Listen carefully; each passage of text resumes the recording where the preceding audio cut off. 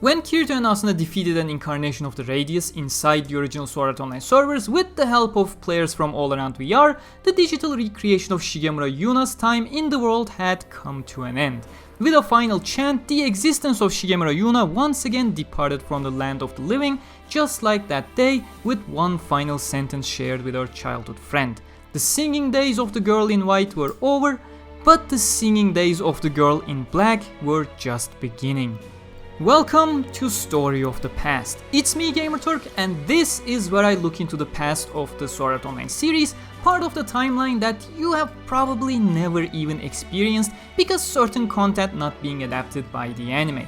With Nochizawa Eiji and YUNA seemingly having a role to play in Sword Art Online Alicization War of Underworld Part 2, we covered the tragic past of Nautilus and YUNA inside the death game in the previous episode, Sword Art Online Hopeful Chant. This time, we're moving ahead to shortly after the events of Ordinal Scale to new beginnings. The duo sat themselves inside the underground server room of the old Argus headquarters building, leaning next to the wall. The boy in black watched the other as he set up the worn out hemisphere he picked up from a pile of boxes in the corner of the room, and he himself equipped his Ogma. Relieved that none of them were wearing a nerve gear to dive once again back into where it all started. The two exchanged a final glance towards each other. それでいいのか? ああ。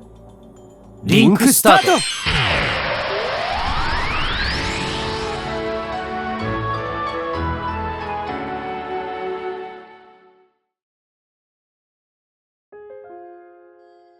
It had been just over a week since Yuna's concert at the new National Stadium in Tokyo. The culprit behind the plan of reviving her daughter, who was lost to Sword Art Online, Shigemura Tetsuhiro, had almost succeeded. Instigating the memories of the SAO players by using original Aincrad bosses, scanning those surfaced memories for traces of Shigemura Yuna, or Yuuna as she was known on the floating castle, and using those memories with the help of a deep learning algorithm to reconstruct into a digital ghost. That plan caused a lot of SAO players to lose their memories due to the scan putting too much strain on their brains, players like Asuna and Klein. Their memories were recovering slowly as their scanned neuron spines regenerated, and the incident was once again swiped under the rug by Kikuoka Seijiro, aiming to keep the industry alive for his own goals. So much had happened since the rising enterprise known as KAMURA released their AR device Ogma and distributed it to all the pupils at the Survivor School mid-April, most certainly intentionally by the main developer of Ogma, Professor Shigemura himself, who had also served as the academic advisor to both Kayaba Akiko and Suguo Nobuyuki.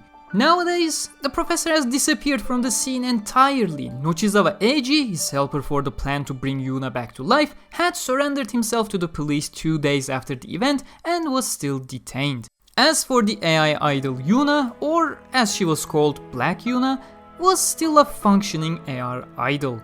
Knowing it would be highly unlikely to meet any of them ever again, Kirigaya Kazuto lost his train of thought when he heard the voice coming from his lap. Asuna tried getting up from her sleep, but Kazuto quickly interjected and kindly let her know that they had 20 more minutes of lunch break and that she could continue sleeping for a bit longer. After all, their doctor had told them the neuron spine regeneration would work faster in sleep. Asuna knew, of course, that the doctor had meant a proper sleep at night, but did not complain at all and relaxed again, going back to sleep. Kazuto continued to stroke her hair gently, enjoying the moment in real life, thinking about how the sensation of hair was one of the rare things Full Dive had not yet perfected. Perhaps the competition brought forward by KAMURA could push these sensations that existed in both VR and AR forward, but thinking about the perfection of Ogma as their first product in the hardware industry was incredibly suspicious. It was surely unlikely that he would meet any of those people again, but Kazuto still could feel the thorn stuck inside him that would not be removed so easily.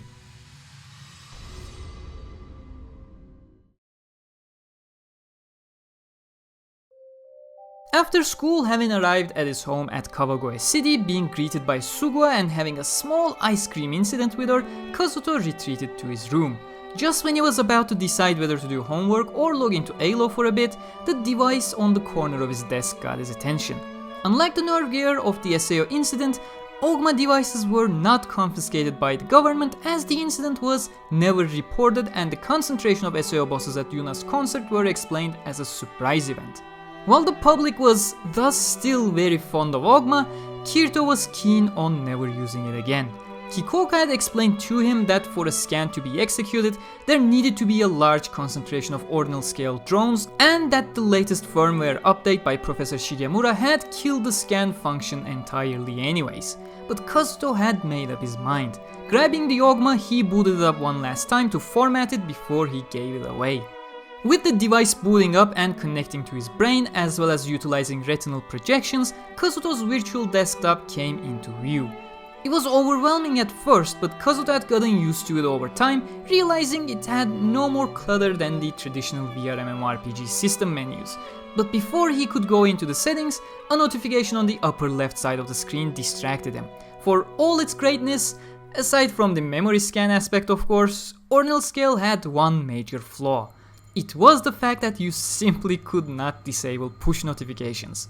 Thinking about how he had become the rank 1 player and after the events how he had collected an incredible amount of points, nobody would probably be ever able to overtake his ranking without beating him multiple times in PvP, which on its own had major balancing issues if we were to never log into Ordinal Scale ever again.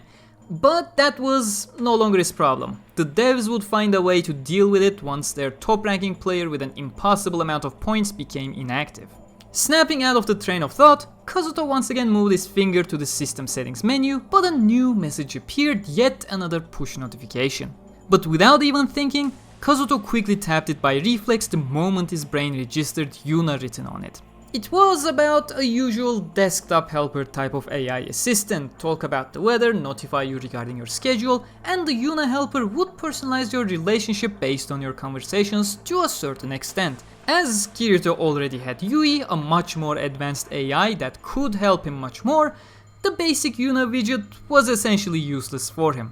Despite that fact, he couldn't shake off the silly feeling of wanting to say goodbye to YUNA as a symbolic gesture of leaving this entire incident behind and to pay respect to the memory of YUNA and installed the app for some final words. Konnichiwa! When the YUNA mascot appeared in his vision after the installation was complete, he had to go through the basic introduction phase that he knew from many other apps and VR MMORPGs, asking for his name and then repeating the name in a question to double check the pronunciation. Obviously, such a calibration was still required for YUNA widget as well. After all she shared with the white YUNA was the face. It probably didn't even share the data with the original black YUNA either, or so Kazuto thought. But he still hoped that the words thanks and goodbye he would utter in a moment would somehow reach its intended person. But before he could open his mouth, the YUNA in his vision glitched, starting dropping frames in her animation and looked straight at him. Kirito, tasukete! It was very different from the tone the mascot had used to verify pronunciation earlier. It was much more serious. The visual glitches subsided as suddenly as they arrived, returning YUNA back to her normal cheerful self. Shrugging off the shock of what he just witnessed after a dozen seconds, he called out to YUNA, but the reply he got was a question whether he wanted YUNA to sing or not, prompting a microtransaction shop to purchase a mic and a stage costume for the mascot.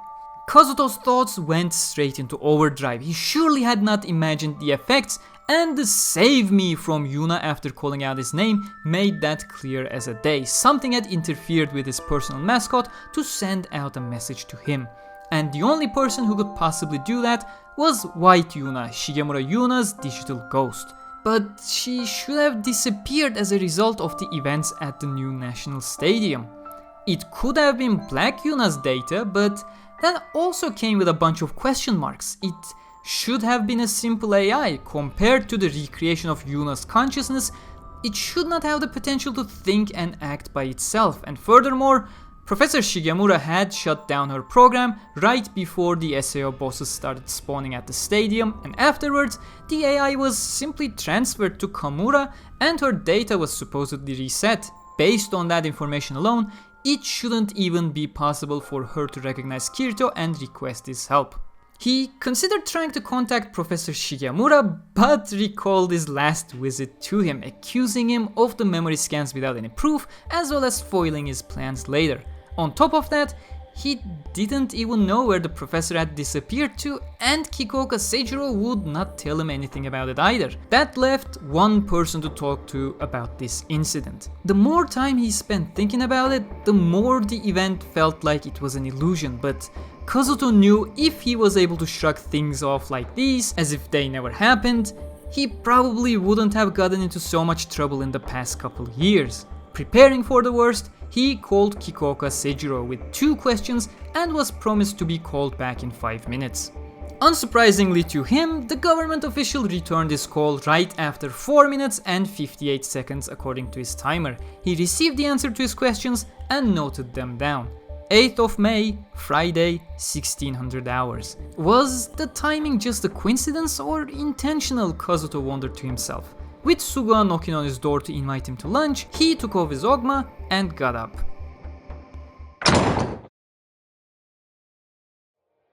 Nochizawa Eiji stepped out of the front door of the Yoyogi Police Station. It had been 7 days since he turned himself in, explained he had attacked and injured the members of Furin Kazan and the events at the stadium, claiming he held a grudge over some trouble in-game, which technically was not a lie.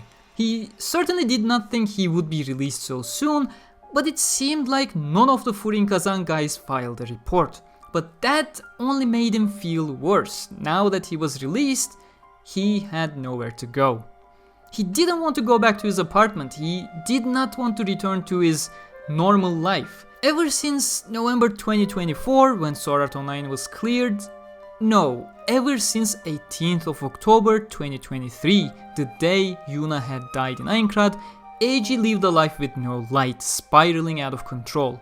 If only I had been stronger. If only I had noticed the gimmick of that trap zone. If only I hadn't gone out to help those trapped players. But as it is with the blaming game, his perspective changed over the course of time. If only those reckless players didn't fall for that painfully obvious trap. If only they had actually read Argo's strategy guide and were prepared, having stocked up on indispensable items. If only those Furin Kazan members didn't prioritize defeating the boss and helped Yuna instead. He had pleaded, he had begged those players to save Yuna, yet they told him they had to defeat the boss, otherwise everybody would die. Over time, Eiji started blaming those two, and slowly starting to see Furin Kazan make a name for themselves in Aincrad only made him more furious, extending his hatred to other members and even their leader Klein. In his eyes, they were the ones who killed Yuna. In the back of his mind, he knew it wasn't true, but that was the only way he could keep living in that world. He of course considered suicide many times. He could simply jump out of the sides of Aincrad into a sea of clouds. But while nobody talked about this anymore so long into the death game, what if those who died were only being teleported to another area instead of dying in real life? The faint hope that they were simply waiting for the game to be cleared, that was what stopped Eiji from committing suicide. But on the 7th of November 2024, Eiji learned much more than the harsh truth he was expecting. His parents had divorced a month after he got trapped in Aincrad, the house they used to live in was sold, and his parents had moved out. It was Professor Shigemura Tetsuhiro taking care of him, and once the professor let him know that Kayaba Akiko's words were true, word for word, and that Yuna had died the day Yuna succumbed to the mobs in Aincrad, all Eiji could do was weep in silence.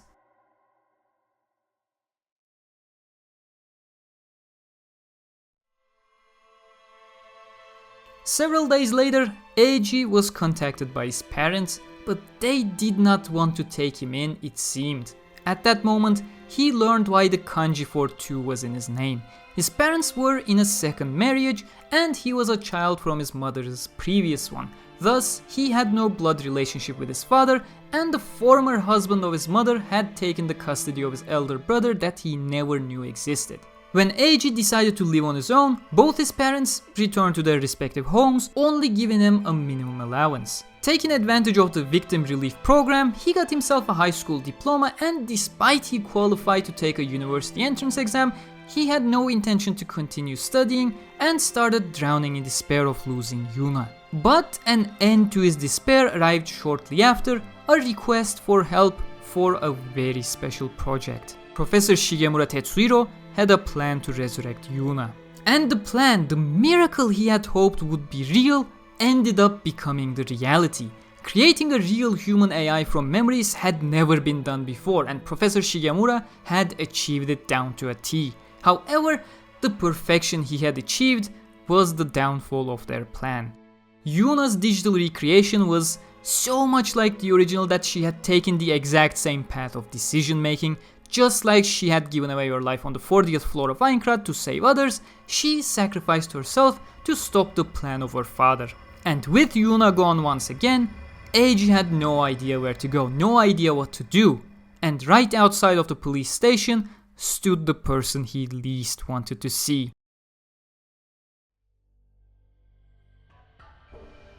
Before Kazuto could say anything, Eiji opened his mouth. What do you want? That was a relief for Kazuto. It certainly was better than a get out of my sight. He did understand Eiji very well, especially after learning his story on the 40th floor.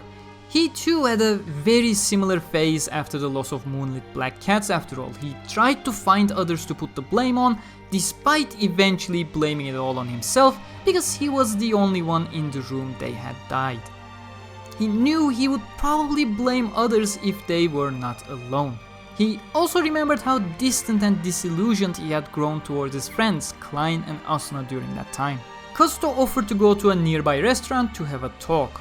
Eiji did not want to be treated by the one he knew as the Black Swordsman, but he simply had no other choice. His modified Ogma was confiscated along with his exosuit as evidence, so even if he wanted to, he couldn't even pay in OS points.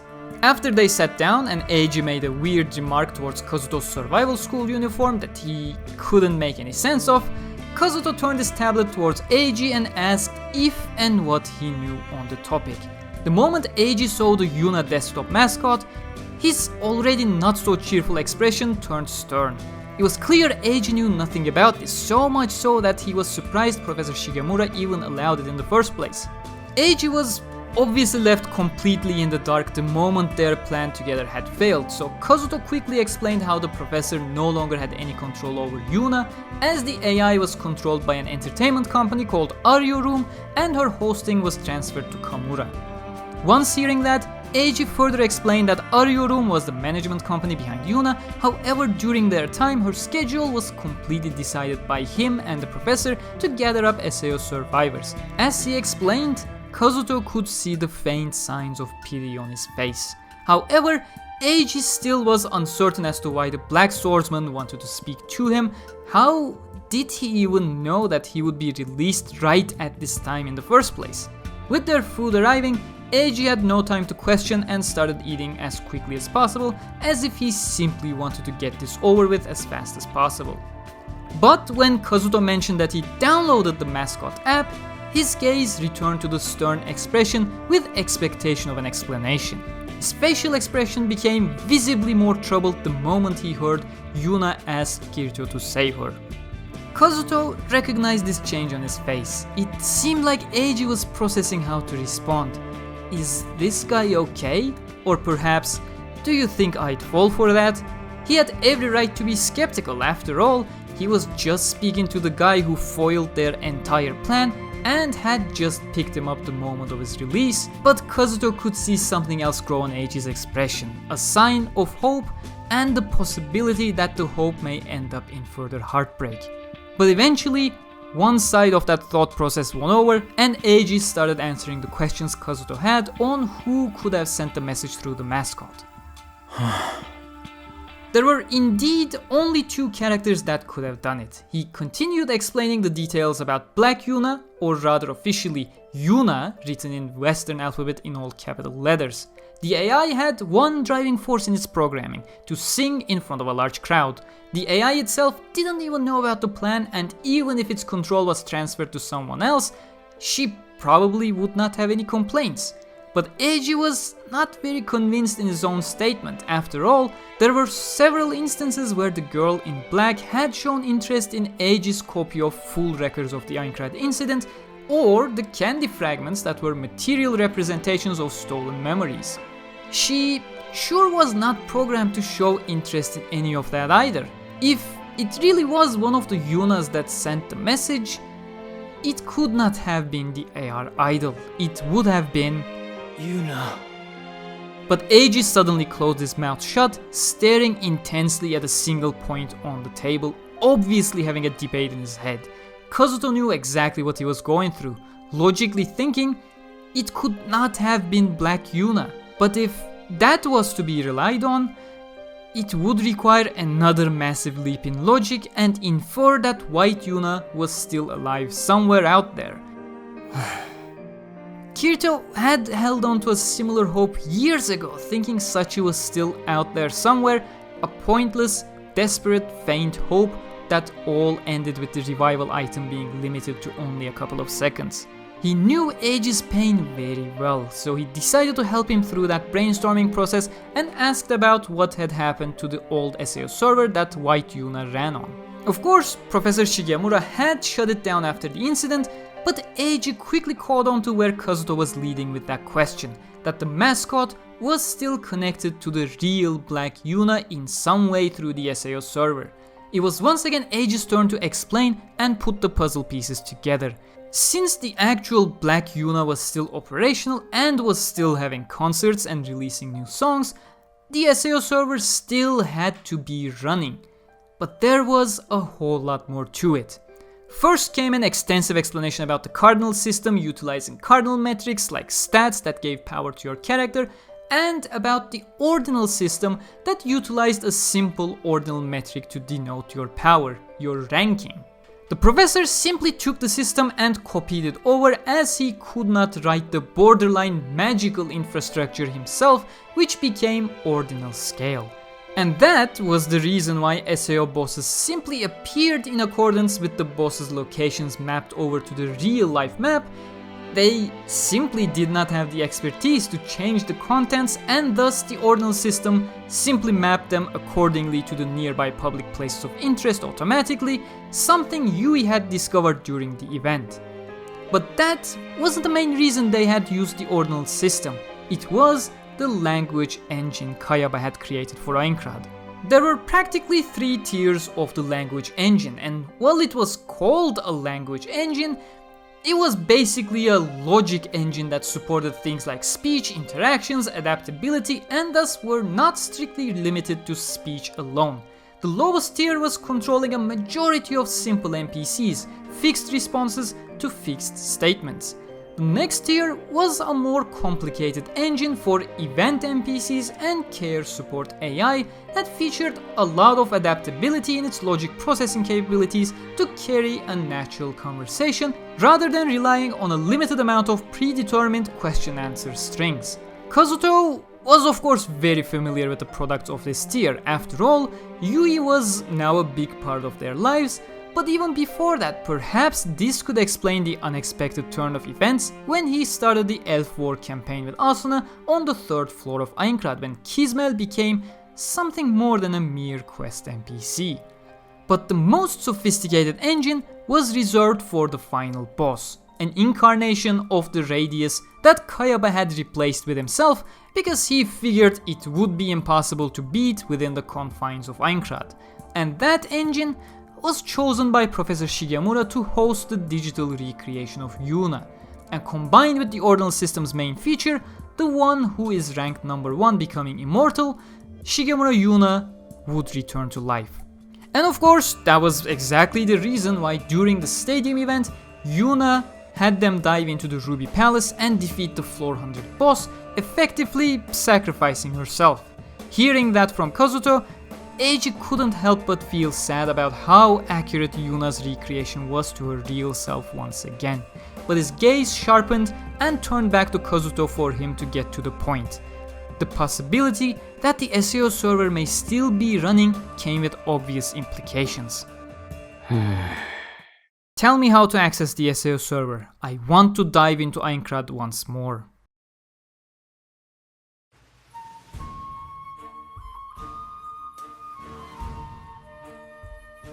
The black-tiled 8-story building was the old headquarters of Argus. The Ordinal Scale server was connected to the SAO server through a private line, and thus it was not possible to open up a connection to it from elsewhere. At the time, Yuuna was residing within the SAO server, so during the event at the new National Stadium, she was able to open up the connection from inside the SAO server. So now the only way to get in was to actually be where the server itself was. Kazuto certainly hadn't thought this through before making his request, and now they had to be very careful together with Eiji. The building was decently protected, but Eiji had a special ID and Yui was easily able to put the surveillance cameras on a 5-minute loop. The sun was setting, so they did not have much time before the loop would have to end, but all they needed to do was to get in, and luckily Eiji had no intention to get in trouble again. After a couple of hours he was released. The two quickly made it into the old SAO server room in the depths of the basement. Eiji informed Kazuto that the only signal available in the room should be the SAO server, as nothing else reached inside. With that, Eiji grabbed a worn out atmosphere from the boxes next to the glass partition, surprising Kazuto.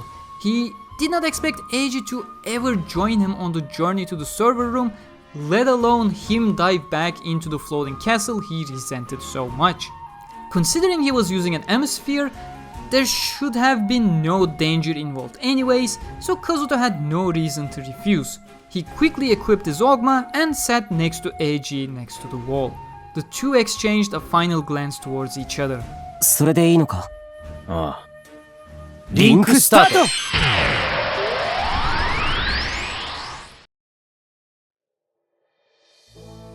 Kirito opened his eyes once again and saw the sky dyed a red as deep as blood due to the setting sun. He was startled because of what he was looking at. After all, there was no sky to be seen in Aincrad above you, and he still remembered the stone ceiling of floors replacing it instead. Papa. With Yui speaking to him, Kirito started to observe his surroundings properly this time and got his bearings back. He recognized the fingerless gloves and the black leather coat that was all too familiar for him, the girl in a white dress standing slightly away from him, and the deep red crimson masterpiece at the end of the pathway he stood on, the Ruby Palace. He once again stood on the 100th floor of Aincrad with nothing but the clear sky over him. It slowly made sense to him that he appeared in a safe location on floor 100. After all, it was a basic feature of MMOs that you would appear around the same location that you last logged out from, and he had logged out from the Ruby Palace just 9 days ago. Eiji, however, had not. They made no plans to regroup before logging in, and certainly had not shared any kind of a conversation as to how they would proceed at all. Kirito knew Eiji wouldn't care at all waiting patiently for him, especially with Yuna being their focus, no matter how cool he was playing things up until now. Yay! 行くぞ! Grabbing Yui's hand, Kirito started running in the opposite direction of the Ruby Palace, towards where the teleport gate of this tiny garden was standing.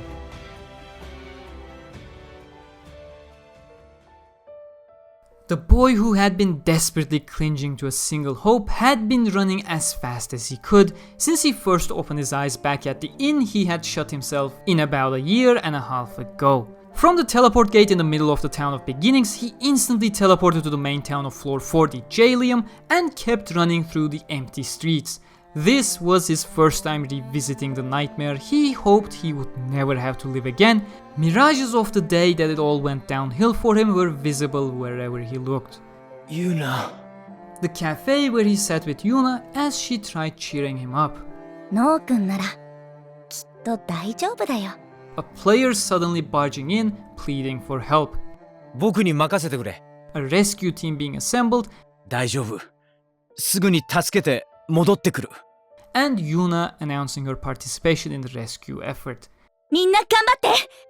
And he suddenly saw his reflection in the shop window, his other self he never wanted to see again. Gritting his teeth, he turned around and kept running into the field. Being on the jail-themed floor, The field was as complicated as a maze, but it seemed like the path was etched into his mind, never to disappear, thus Nautilus had no trouble traversing and avoiding all the mobs. If the Black Swordsman had appeared at the same place as him, he would spend a quick moment to group up with him, but when he had opened his eyes, he was nowhere to be found. And in the 100th floor castle, there was no quick way of finding him, and he had no time to waste, nor the mental fortitude to wait patiently for him. Not in these circumstances. He finally reached the western edge of the field, where the field dungeon was located. It's not like the words of the boy in black were all that believable in the first place. He had no reason to trust any of that story. He was the one who thwarted their plan after all. He was the person Eiji never wanted to see again. But he had come to him solely because Yuna's desktop mascot allegedly requested his help. But it wasn't time to think. He had come this far on that faint hope, and Nautilus would see the end of his final adventure in Aincrad. He had not leveled once since the day Yuna died, which meant his stats were barely suitable for the dungeon. Yet determined, he grabbed the handle of his sword and plunged into the dungeon, charging into the harsh tormentor mobs blocking his way. It took Nautilus 15 minutes to reach the room where all light faded away from his life. Once he stepped through and reached a certain point in the room, the boss would wake up to operate the lever and trap him inside with iron bars. But he had come all this way for a single reason. Yuna. He looked all around the room from the entrance, but there was nothing to suggest a Yuna was there at all. But his faint hope kept pushing him forward. Maybe if he were to stand where Yuna had fallen, he would be able to find a clue.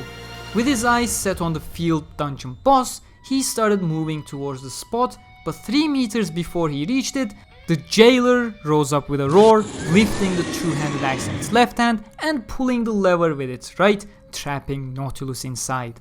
The boss's name and health bar appeared on top of it, reminding him the name he could never forget: Feral Warder Chief. Eiji wasn't particularly alarmed by the development. He was using an M-sphere, so the worst thing that could happen would be the deletion of his SAO count, but if his hopes had any chance of being true at all, then that would mean he would never get a second chance to meet Yuna as Nautilus.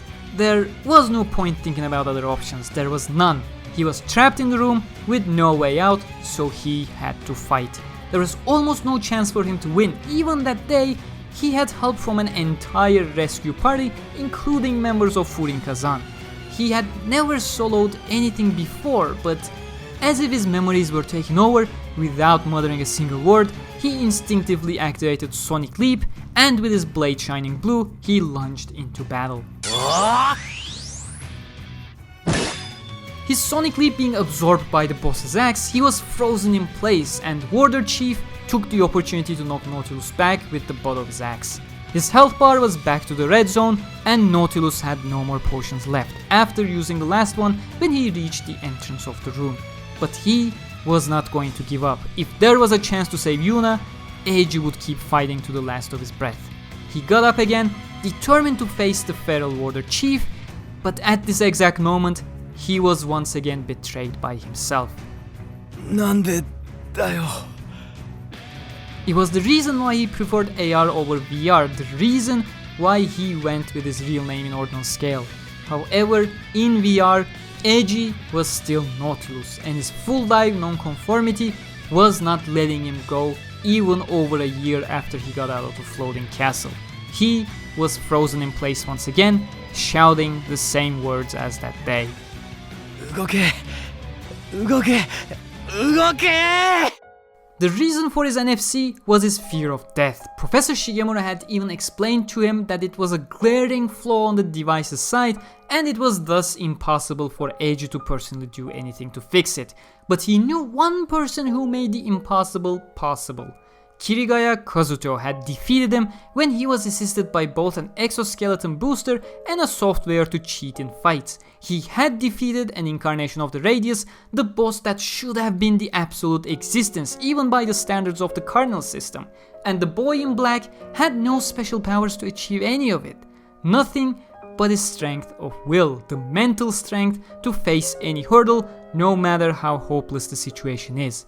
Whereas Eiji had a desire to run away lurking somewhere within his heart, an instinct as Professor Shigemura called it. 昔とは違うんだ。 On the edge of his eyes, he saw blue lights flickering around the room, the effect signaling the henchman's spawn. Eiji was scared. 僕は死ぬのなんか怖くない。 But there was nothing he could do about being scared. He could not simply act like he wasn't. There was no point in contradicting himself within his own head if he were to just accept the fact that he was scared and move forward instead. 今の俺はエイジだ。 Straining his voice to its limits, Eiji shouted one last time. 動けー! He felt as if something broke when his right foot finally stepped forward and he immediately regained his composure and started running. Even if he had no chance of winning, Eiji was still alive and Nautilus would fight until the last of his final moments. 諦めるな。 Suddenly, a sword with a strange shape landed in front of him. The moment he grabbed the large golden sword, countless buff icons appeared in his vision and his HP started recovering. Hearing the boss's growl, indicating it was lunging at him, he instinctively swung the large sword in his hand, and the moment it made contact with Feral Warder Chief's axe, it destroyed the weapon instantly, continuing its path without any resistance and slashing the field boss, wiping out both its HP bars in an instant, turning it into countless fragments.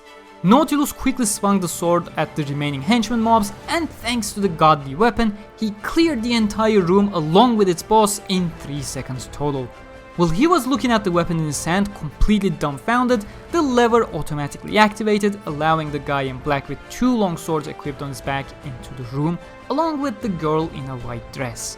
He had so many questions to ask at that moment, but Kirito cut him off, asking the whereabouts of Yuna, snapping Eiji out of his confused state.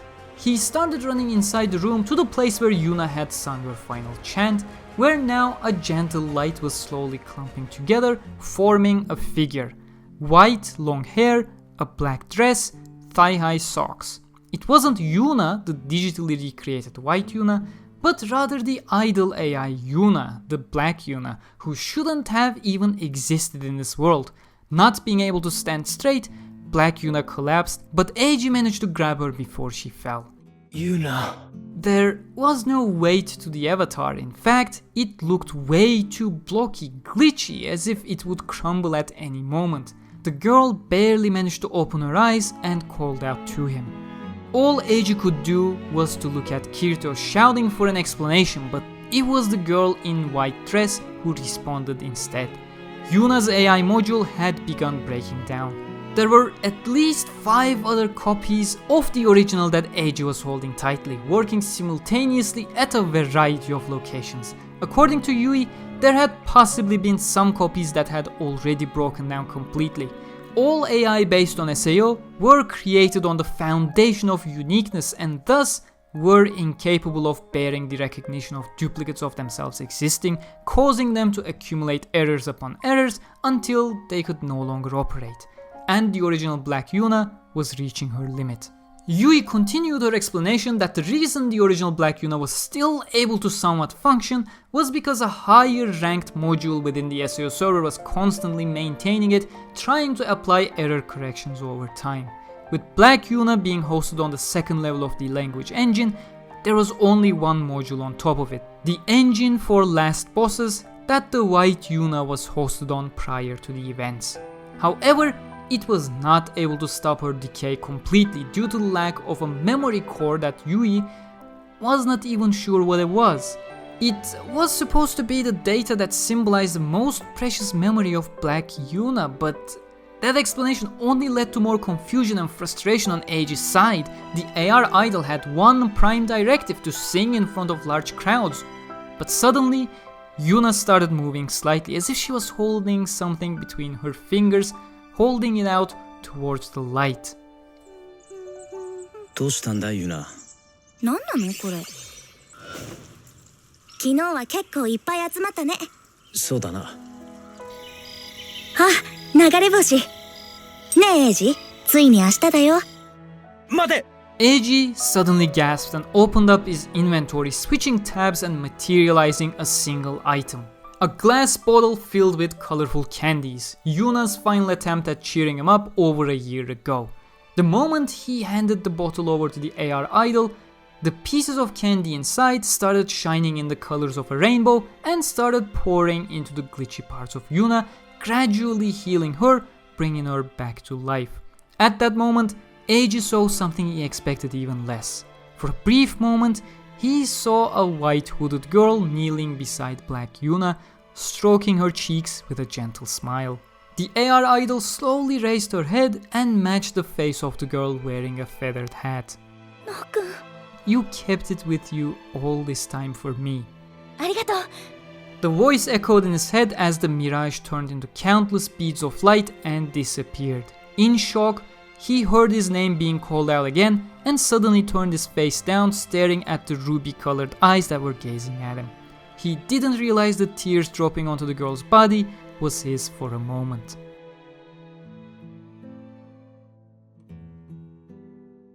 She muttered again, informing him that the higher-ranked AI has been completely vanished.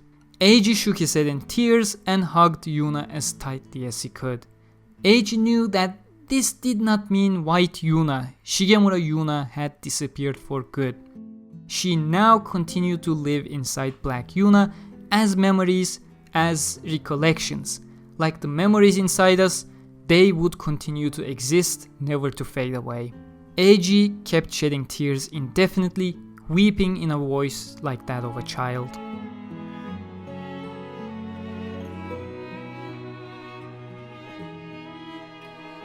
And that is Sword Art Online Cordial Chords.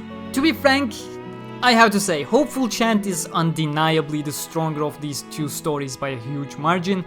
At the very least, it certainly feels more like a proper story that can stand on its own, whereas Cordial Chords feels more like Reki trying to tie up the loose ends of Ordinal Scale while tying things over to Alicization as well, some of which I personally flavored a bit more in this video to provide some contextual links for those of you who were perceptive enough. However, I have to say, I cut out quite a lot of stuff from this Cordial Chords summary. Well, I still strongly recommend you to go ahead and read it for yourself for the full experience over on Dreadful Decoding, translated by the one and only Kushimenas. Cordial Chords simply features so much irrelevant fluff that have absolutely no relevance to the story. Things like Kazuto talking about which train lines he has to take to get to school and how Asuna's commute is in comparison, a massive ice cream tangent with Sugua. Overall, so many useless details in between every single sentence or overall repeated content. Cordial Chords is absolutely great for trivia reasons. It is absolutely a terrible story to summarize in depth though, because it does not have the depth. But regardless, I'm genuinely surprised it still ended up being a 14-page summary so far. This time I had a little bit more help, but going one by one, of course. This video would not be possible without Kushimenas' translations and the team at Dreadful Decoding. Just like last time, huge thanks to MTT for the amazing logo creation. I just wish he would stop sending me a gigantic 15 MB PNG file that crashes my Adobe Premiere. Since for Cordial Chords I was completely lacking any kind of visuals, I requested help from the amazing Jen K for some sprite work. The real life Kirito and Eiji as well as the AI YUNA sprites were drawn by her. She was quite busy, so I especially wanted to thank her for finding the time to do all that, and luckily my exam schedule and general procrastination all around overshadowed her timing constraints anyways. And last but not least, I want to thank Celeste and Assassin for cropping and redrawing Yuna's index finger here for me to use, because while I can crop stuff just fine, I'm absolutely incompetent at redrawing things I cropped out. I also want to apologize that this summary was quite delayed though. I would like to kindly blame my university for suddenly putting up an exam week without announcing it prior, causing me to shift my priorities significantly just when I was working on the script. But now you know what happened to Eiji and YUNA and what terms they are on with Kirito. That teaser in War of Underworld's first half when Lisbeth was doing her speech should make a whole lot more sense for you. So, given all this information, what do you think Eiji and YUNA's contribution to War of Underworld will be? Since the characters did not exist in the original Alicization light novels, even us light novel readers don't have an answer, so if there's one thing to speculate, it's this edition over here. I'm looking forward to your theories down below in the comments. But if you enjoyed this video, please don't forget to hit that like button. These videos do take a lot of effort and time to make, so any kind of support is appreciated. You can also directly support the channel by clicking that join button and becoming a member, or simply becoming a patron, which would allow me to have more people helping me with these big projects and increase the amount of visuals I use in these videos and just make them a whole lot less cancerous to work on, because goddamn, scouring around to find usable artwork and editing them appropriately while generally trying to stay at a consistent art style is an absolute pain compared to having my own illustrations. Love you, Jenk, thank you. And of course, with that, I would like to thank my patrons and channel members who have allowed me to set the seeds for that. Seriously, I do not know how I would even do this video without having proper real life sprites for Kirito and Eiji. As I'm writing this, I still do have worries about what to do with the backgrounds and stuff, but hey, if you just finished watching this, I probably managed something. Once again, thank you very much for being here, and I'll see you in the next one. Until then, stay cool.